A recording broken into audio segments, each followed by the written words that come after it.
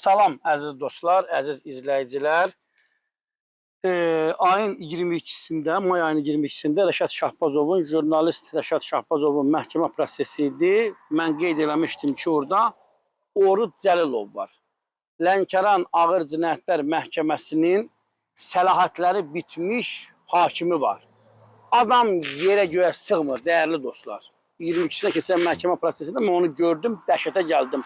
Rəşad Şahbazova imkan vermir, ağzını açar, sən diyan, sən danışa bilmərsən, etiraz qəbul eləmir, vəsadət qəbul eləmir. Güya ki, Allah qoymasa açıq məhkəmə prosesi keçirilir. Həmən vaxtı məhkəmə prosesi təxirə düşdü. Bugün 25-də Rəşad Şahbazovun növbəti məhkəmə prosesi keçirildi, dəyərli dostlar.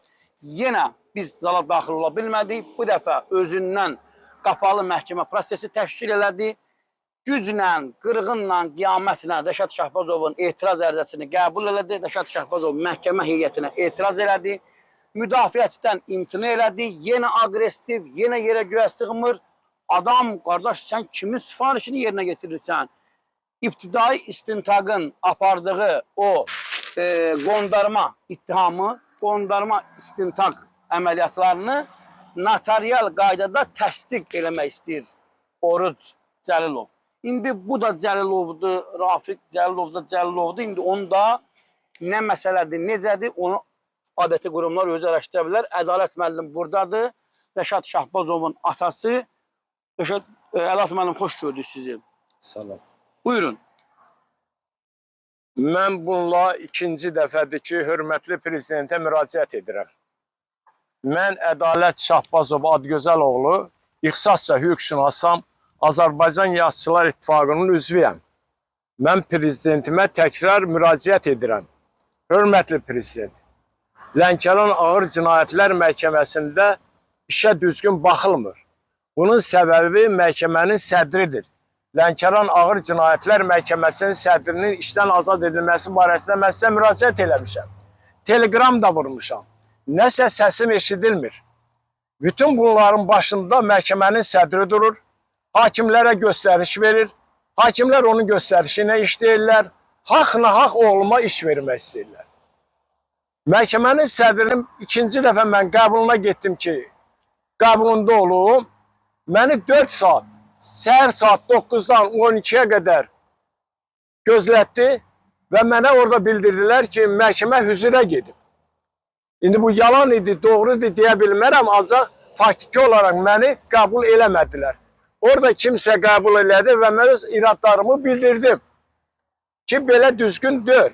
Məhkəmənin sədri iş vaxtı işdə olmalıdır. Bu məhkəmənin sədridir. Bura əhali gəlir, cəmaat gəlir, qəbul eləməlidir.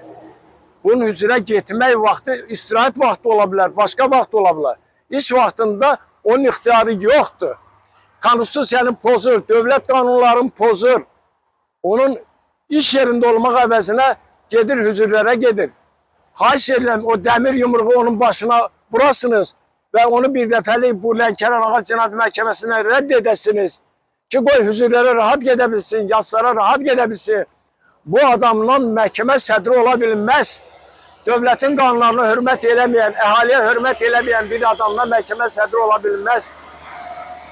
Hörmətli prezident, bu adamın arxası kimdirsə, möhkəm dayanıb. Xahiş edirəm, onu siz araşdıra bilərsiniz. Bunun adamı kimdir? Uzun illərdir Lənkəranda lövbər salıb, bu vəzifədən getmək istəmir, öz bildiyini eləyir, xalqı incidir, cəmaatı incidir, hətta qəbul da eləmir. Bu vəziyyət belə.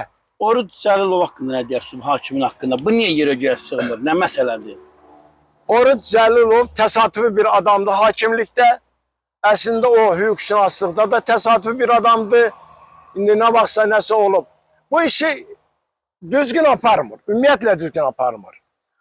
Bu işi bir hakim kimi, yəqin ki, mənə hakimlər də baxar, digər hüquqşünaslar da baxar.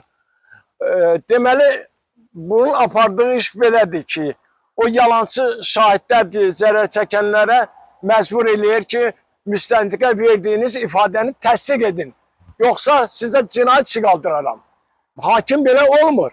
Məhkəmə o sözü deməməlidir. Məhkəmə deməlidir ki, zərər çəkən, siz məhkəməyə həqiqəti doğrunu deməyə borclusunuz. Bu cür deməlidir. deməməlidir ki, siz müstəntiqə verdiyiniz ifadəni təsdiq edin, ifadəni təsdiq edin. Ona görə bu adam işini də bilmir, təsadüfi adamdır, hakimlik gelir, cəmaatı incidir, istədiyi kimi. Sədrlə eyni adamdılar. İndi Allah'a şükür bunu vaxtı bitdi. Yəqin ki, bitəcək, təmiz çıxıb gedəcək. Lənkəran Ağır Məhkəməsində, Cinayətlər Məhkəməsində bir də sədr qalır ki, onu da inşallah prezidentimiz götürər və bir azadlıq bəxş eləyər. Bir də Ədat müəllim, biz bilirik ki, Rəşad Şahbazovun məhkəməsi açıq məhkəmə prosesi keçirilir. Niyə bizi buraxmırlar məhkəməzə alınlar? Sizi, bizi niyə buraxmadılar bu günləri? Səbəb nədir? Səbəb odur ki, qurban olum, bu təzyiqdir. Rəşada təzyiqlər olur. Təzyiqlər olur. Həmin təzyiqin bir nümunəsi odur ki, bizi içəri buraxmırlar. Polislər pasport istəyir, açıq məhkəməsinə girmək üçün hamıdan. Bu düzgün hesab eləmirəm. Bu açıq məhkəmədir. Hər bir adam iştirak edə bilər. Lakin buna imkan vermirlər. Prokuror da susur. Prokuror məhkəmənin heç bir işinə qarışmır. Belə. Belə, dəyərli dostlar, orada qeyd elədik ki, Ədat müəllim dırnaq arası zərər çəkmişdə güya ki var. Təbii ki, onların bir qismi artıq bu işin içində mənə elə gəlir ki, yoxdur. Məndə olan məlumata görə onların bir qismi artıq geri çəkilirlər. Amma orada təxminən 3 nəfər adam qalıb. Onlardan biri də mən əlaqə saxlamışam. Fuad Xudaverdiyevdir. Onunla mən telefonla danışmışam. Təbii ki, Cəlilabad rayon icra hakimiyyətinin birinci müavini Qalib Xudaverdiyevin qardaşıdır. Mən ona bildirdim ki, sən bu çirkin işdən geri çəkil. İndi buradan da xahiş edirəm. Yəni, belə şeylərdə alət olmaq lazım deyil. Sən kiminsə həbsində niyə vasitəçi olmalısan? Fuad Xudaverdiyev və digər dostlara da deyirəm. Etməyin, eləməyin, özdə yazığınız gəlsin, övladlarınıza yazığınız gəlsin, nəslinizə, kökünüzə. Niyə qardaş, niyə siz alət olmalısınız Rəşad Şahbazovun həbsində? Nə üçün? Rəşad Şahbazov Cəlilabad rayonunun ən ucqar kəndlərində insanlar narahat edən problemlərdən danışıb. Hörmətli cənab prezidentə ictimai nəzarət olub. İllərdir rayonda olan problemləri malalayan, rayonun qanını zəli kimi sorulan o bəzi məmurları ifşa eləyib. Buna görə də mən hesab edirəm ki, bu məsələ tez bir zamanda öz həllini tapacaq. Mən bu məsələnin həllini birbaşa hörmətli cənab prezidentin göstərişində görürəm. Cənab prezident bu məsələyə öz xüsusi göstərişini verəcək. Bir gənci, bir ictimaiyyət nümayəndəsini, bir jurnalisti hansısa bir çirkin niyyətli məmura qurban vermək olmaz. Belə, dəyərli dostlar, yayımımızı bəyənin, paylaşın, kanalımıza abunə olun, sağ olun, sağlıqla qalın.